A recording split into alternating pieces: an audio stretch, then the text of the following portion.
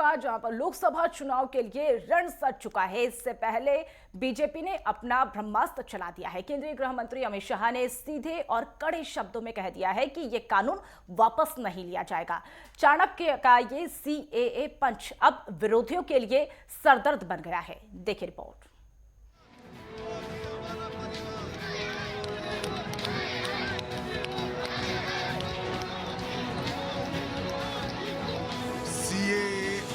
ये देश का कानून है, पत्थर पर लकीर है, ये वास्तविकता है, ये लागू होगा ही होगा।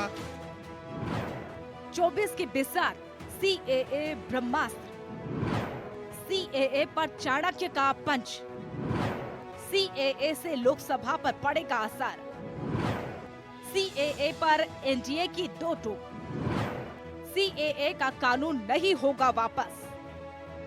तो नागरिकता संशोधन कानून ये है कि जो पाकिस्तान, अफगानिस्तान और बांग्लादेश से जो शरणार्थी आए हैं, हिंदू, सिख, बौद्ध, जैन, पारसी, ईसाई, ये सारे शरणार्थियों को नागरिकता देने का काम इस सिटीजनशिप अमेंडमेंट बिल करने वाला है।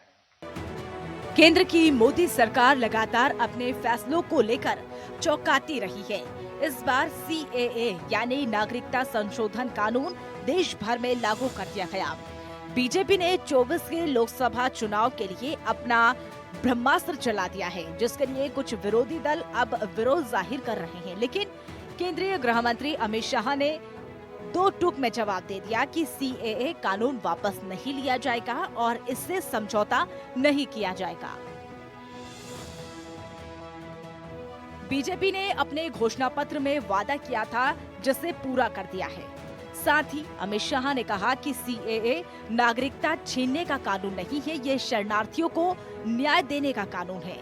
इस कानून के तहत 31 दिसंबर 2014 से पहले पाकिस्तान, बांग्लादेश और अफगानिस्तान से भारत आए हिंदू, सिख, बौद्ध, जैन, पारसी और ईसाई समुदाय के लोगों को भारत की नागरिकता दी जाएगी। लेकिन विपक्षी दल इसका विरोध कर रहे हैं, तो बीजेपी लगातार वार पलटवार कर रही है। पाकिस्तान और अफगानिस्तान, इन तीन देशों के अल्पसंख्यक जो हैं, वो अगर भारत की नागरिकता लेना चाहें तो उन्हें भारत की नागरिकता दे दी जाएगी। इसका मतलब बड़ी संख्या में यहाँ से अल्पसंख्यकों को हमारे देश में लाया जाएगा, उनको रोजगार दिए जाएंगे, उनके लिए घर बनाए जाएंगे, उनको यहाँ बसाया जाएगा। अजीब बात है ना। बीजेपी की केंद्र सरकार से हमारे बच्चों को रोजगार दिए नहीं जा रहे, पाकिस्तान से लोगों को लाके उनके बच्चों को रोजगार देना चाहते हैं। हमारे लोगों के पास तो घर नहीं है, भारत के तो ढेरों लोग बेघर हैं, लेकिन बीजेपी वाले पाकिस्तान से लोगों को लाके उन्हें भारत में बसाना चाहते हैं, उनको घर देना चाहते हैं। केजरीवाल का एक बहुत ही विचित्र वक्तव्य आया है कि CAA के आने से बाहर के लोग नौकरी लेंगे। ये कौन सा तर्क है? ये जो हिंदुस्तान में लोग आए हैं, ये कौन है? ये अपने आस्था के नाम पर प्रताड़ित होकर आए। पाकिस्तान, बांग्लादेश, अफगानिस्तान से, और वो इसलिए प्रताड़ित हुए कि उनकी आस्था दूसरी थी। वो हिंदू थे, सिख थे, क्रिश्चियन थे, पारसी थे। तो भारत तो एक प्रकार से इस तरह से प्रताड़ित लोगों के लिए अवसर देता है ना, और यही रह रहे हैं ना वो बड़ी संख्या में।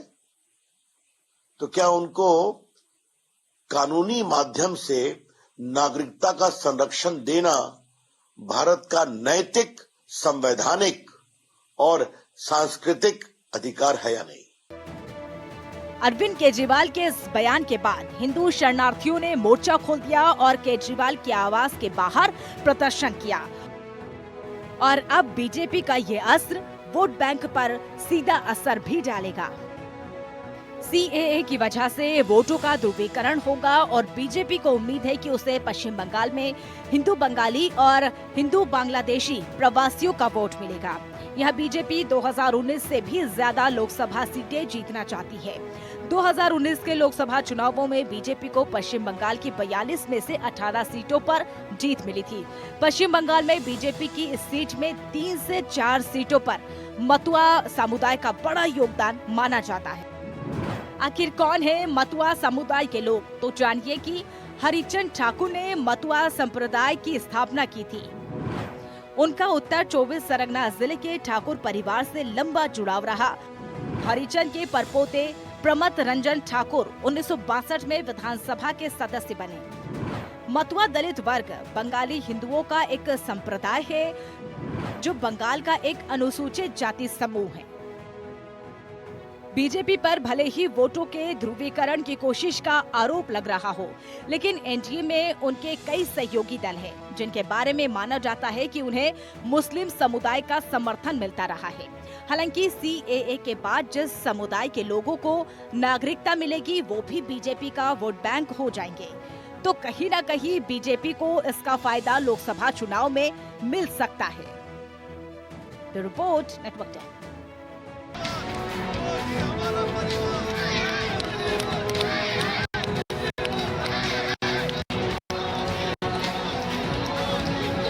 सीएए ये देश का कानून है, पत्थर पर लकीर है, ये वास्तविकता है, ये लागू होगा ही होगा। यार रुको एक छोटे से ब्रेक के लिए, ब्रेक के बाद फौरन हाजिर होते हैं।